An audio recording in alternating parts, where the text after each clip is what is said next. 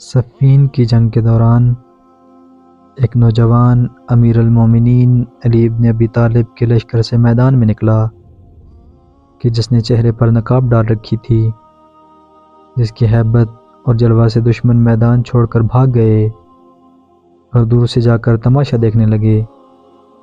حاکم شام کو غصہ آیا۔ اس نے اپنی فوج کے شجاع ترین آدمی ابن شعفہ کو میدان میں جانے کا حکم دیا کہ جو ہزاروں آدمیوں کے ساتھ مقابلہ کیا کرتا تھا۔ اس نے کہا، اے امیر، لوگ مجھے 10,000 آدمی کے برابر سمجھتے ہیں، آپ کیسے حکم دے رہے ہیں کہ میں اس نوجوان کے ساتھ مقابلہ کرنے جاؤں؟ حاکم شام نے کہا، پس کیا کروں؟ شعفہ نے کہا، میرے 7 بیٹے ہیں، ان میں سے ایک کو بھیجتا ہوں تاکہ اس کا کام تمام کر دے۔ حاکم شام نے کہا، بھیج دو۔ اس نے ایک کو بھیجا۔ اس نوجوان نے پہلے ہی وار میں اسے واصل جہنم کر دیا۔ دوسرا، پھر تیسرا، دیکھتے ہی دیکھتے 7 بیٹے واصل جہنم ہو گئے۔ حاکم شام کی فوج میں زلزلہ آ گیا۔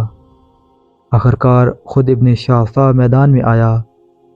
یہ رج پڑتا ہوا، اے جوان، تو نے میرے تمام بیٹوں کو قتل کیا ہے، خدا کی قسم تمہارے ماں باپ کو تمہاری عزا میں بٹھاؤں گا۔ اس نے تیزی سے حملہ کیا، تلواریں بجلی کی طرح چمکنے لگیں۔ آخرکار اس نوجوان نے ایک کاری ضربت سے ابن شعفہ کو بھی زمین بوس کر دیا۔ امیر المومنین علی علیہ السلام نے اسے واپس بلا لیا، نقاب کو ہٹا کر پیشانی کا بوسہ لیا۔